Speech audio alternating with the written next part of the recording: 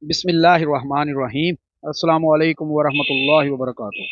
الصلاۃ والسلام علیک یا سیدی یا رسول اللہ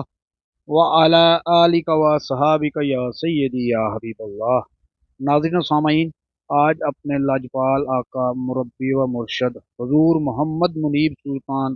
مدہ ذلہ علیہ 10ویں موجودہ گدی نشین دربار حضرت سلطان باہو رحمۃ اللہ علیہ کی دعاؤں کا صدقہ اللہ پاک نے توفیق بخشی کہ سلطان الفقراء حضرت سلطان باہو رحمۃ اللہ علیہ کی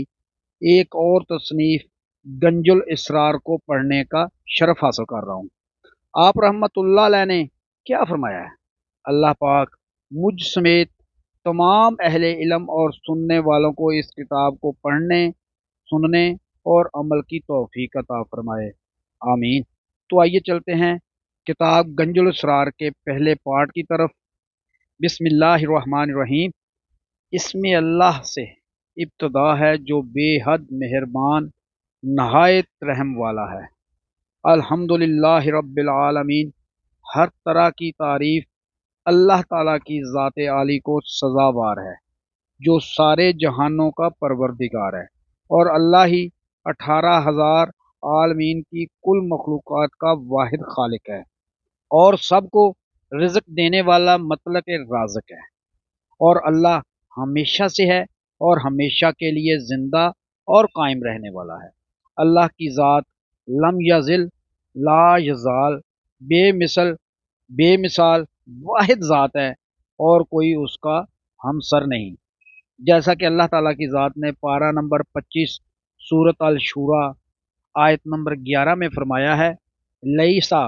کا مثلہ شیء وہو السمیع البصیر،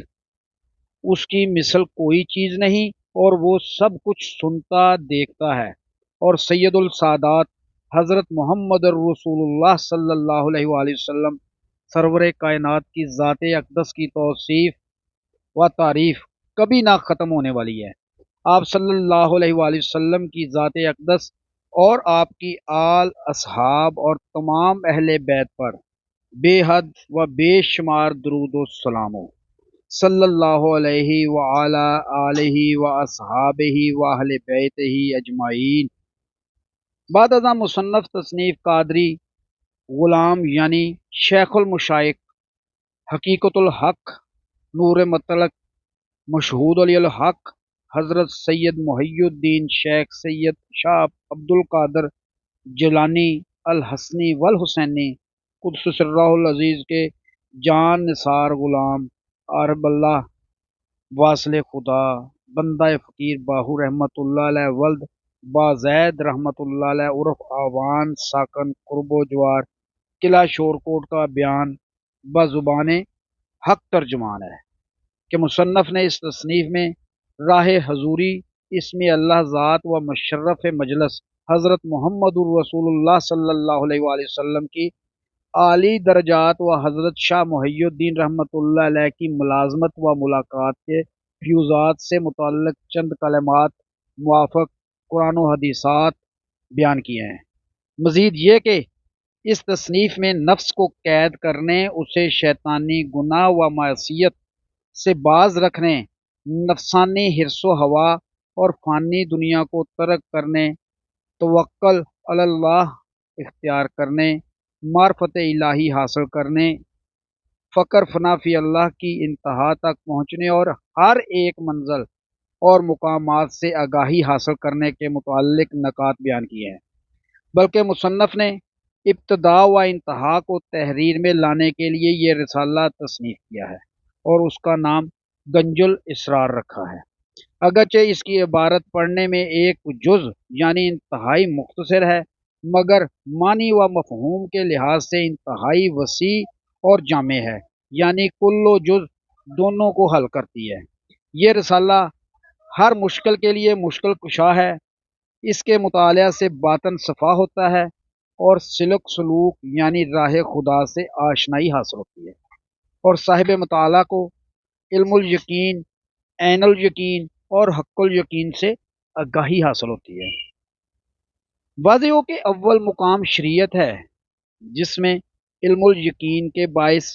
ظاہری عبادات نیک سعادت ضرور ہے، اور اس عبادت کو تزکیہ نفس کا ذریعہ بھی کہتے ہیں، مگر ظاہری عبادات و معاملات محض مراتب محجوب ہیں، یعنی ظاہری عبادت و ریاضت سے خدا اور بندہ کے مابین حجابات ختم نہیں ہوتے بلکہ مزید بڑھتے ہیں، اور علم الیقین کے نتیجہ میں اگرچہ چشم دل بھی واضح ہو جائے مگر انسان ہرگز مقام راز تک نہیں پہنچتا، بلکہ راز الہی سے محروم شب و روز ذکر قلب کے باعث جلتا رہتا ہے۔ اور دوسرا مقام طریقت ہے کہ جس میں عین الیقین کے باعث روح کی تجلی شعلہ انوار کی صورت میں طالب کے دل پر ظاہر ہوتی ہے، اور طالب تجلی کے غلبہ اور شوق و اشتیاق کی آتش اور ہجر و فراق کے باعث مجنوں و دیوانہ ہو جاتا ہے، چنانچہ یہ مقام مراتب مجذوب کا باعث ہیں۔ اور تیسرا مقام حقیقت و معرفت ہے کہ جس میں حق الیقین کے باعث معرفت الہی حاصل ہوتی ہے، بس جو کوئی معرفت الہی حاصل کر لیتا ہے وہ اپنے آپ کو معرفت الہی میں ہی غرق کر دیتا ہے، چنانچہ یہ مقام مقابلتاً مراتب محبوب کا باعث ہے۔ لہذا اللہ تعالیٰ کا ارشاد ہے، پارہ نمبر 14 سورۃ النحل آیت نمبر 99 میں فرمان خدا ہے، وَاعْبُدْ رَبَّكَ حَتَّىٰ يَأْتِيَكَ الْيَقِينُ، اپنے رب کی عبادت کر جو تجھے حق الیقین عطا کرے۔ واضح ہو کہ فقیر باہو رحمۃ اللہ علیہ نے اس رسالہ کو اپنے شیخ ناظر خدا مرشد حقانی صاحب عرفانی عارف ربانی شاہ میراں سید عبد القادر جیلانی رحمۃ اللہ علیہ کی نظر پاک میں حضوری و منظوری کی خاطر بطور خاص تحریر کیا ہے کہ آپ رحمۃ اللہ علیہ اور آپ رحمۃ اللہ علیہ کی اولاد پاک حضور نبی کریم صلی اللہ علیہ وآلہ وسلم کی کامل پیروی اور مکمل مطابقت میں آپ صلی اللہ علیہ وآلہ وسلم کے جان نشین ہیں، چنانچہ اس زمانہ میں بھی آپ رحمۃ اللہ علیہ کی اولاد پاک میں سے محی الدین ثانی رحمۃ اللہ علیہ اپنے آباء و اجداد یعنی حضرت شاہ مستقیم کے نقش قدم پر مکمل قائم ہیں، چنانچہ محی الدین ثانی رحمۃ اللہ علیہ اوصاف کریمانہ سے متصف ہیں اور شیطان لعین کے بخل و شر سے مطلقاً مبرہ ہے۔ آپ رحمۃ اللہ علیہ فرماتے ہیں، شاہ میراں رحمۃ اللہ علیہ ثانی شاہ امیر شاہ سوار معرفت روشن ضمیر، حضرت سید شاہ میرا ثانی رحمۃ اللہ علیہ دونوں جہان کے حاکم و امیر ہیں، کیونکہ وہ معرفت کے شاہ سوار اور روشن ضمیر ہیں۔ آپ رحمۃ اللہ علیہ پھر فرماتے ہیں، چون نباشد سید قادر قوی، چون نباشد سید اولاد علی رضی اللہ تعالیٰ عنہ، اہل سادات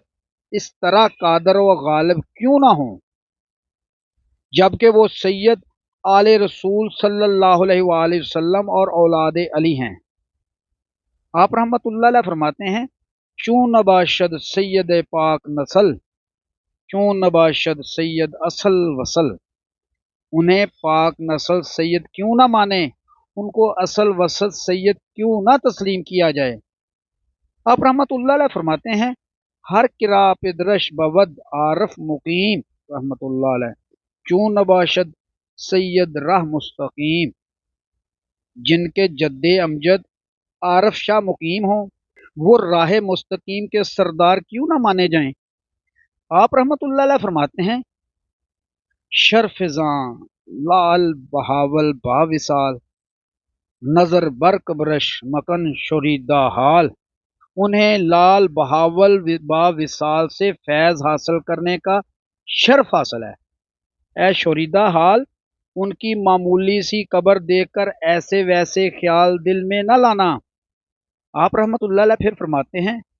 تارک و فارغ ز نفس و از ہوا، دائمہ سر مست وحدت با خدا، وہ تو نفس اور خواہشات سے تارک فارغ ہیں، دائمی طور پر خدا کے ساتھ اس کی وحدت میں سرمست ہیں۔ آپ رحمۃ اللہ علیہ پھر فرماتے ہیں، اصل جلانی زباتن مصطفیٰ صلی اللہ علیہ وآلہ وسلم، ای مراتب قادری قدرت الہ، وہ حضرت شاہ جیلانی रहमतुल्लाह अलैह के असल और हज़रत मोहम्मद मुस्तफ़ा सल्लल्लाहु अलैहि वआलैहि वसल्लम के बातन के वारिस हैं। कादरी के ये मुरातब अल्लाह ताला की अपनी कुदरत से हैं। आप रहमतुल्लाह अलैह फरमाते हैं, शुद्ध मुरीद अज जां बाहू रहमतुल्लाह अलैह बिल यकीन खाक पाए शाह मीरा रहमतुल्लाह अलैह रास से दीन, ए बाहू दिलो जान से और यकीन के साथ उनका मुरीद हो जा। हज़रत शाह मीरा मुहियुद्दीन कुद्दुसर्रुहुल अज़ीज़ दीन के सरदार हैं, उनके कदमों की खाक बन जा।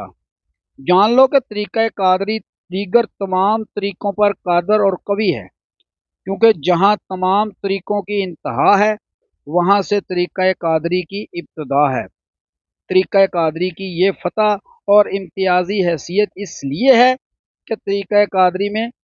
तलकीन व तालीम की इब्तदा पहले ही दिन से मुकाम हजूर और मजलिस मोहम्मदी सल्लल्लाहु अलैहि वसल्लम हासिल हो जाती है, और बातन में हज़रत पीर दस्तगीर रहमतुल्लाह अलैह हजूर नबी करीम सल्लल्लाहु अलैहि वसल्लम से हजूरी के खिताब व मनसब से सरफराज और मुफ्तखर फरमाते हैं। बस अगरचे तरीक़ा कादरी में भी मुर्शद कादरी इस तरह की कुव्वत ना रखता हो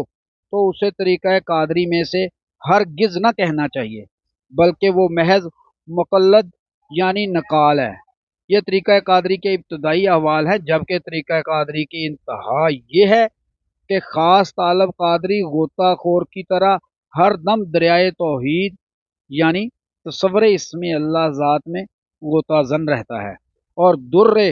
बेबहा यानी कीमती मोती निकालता है और अपने वजूद में मुंह के सदफ के अंदर महफूज फरमा लेता है। अलबत्ता रोज़े क़यामत कादरी तालबों के इन ख़जानों की खबर और कदर मालूम होगी, मगर जब तक उनकी ज़ुबान बंद है। चुनाचे हुज़ूर नबी करीम सल्लल्लाहु अलैहि वसल्लम का आप रहमतुल्लाह अलैह एक इरशाद नकल फरमाते हैं, मन अरफ़ रब्बहू फ़क़द कुल्ला लिसानहू,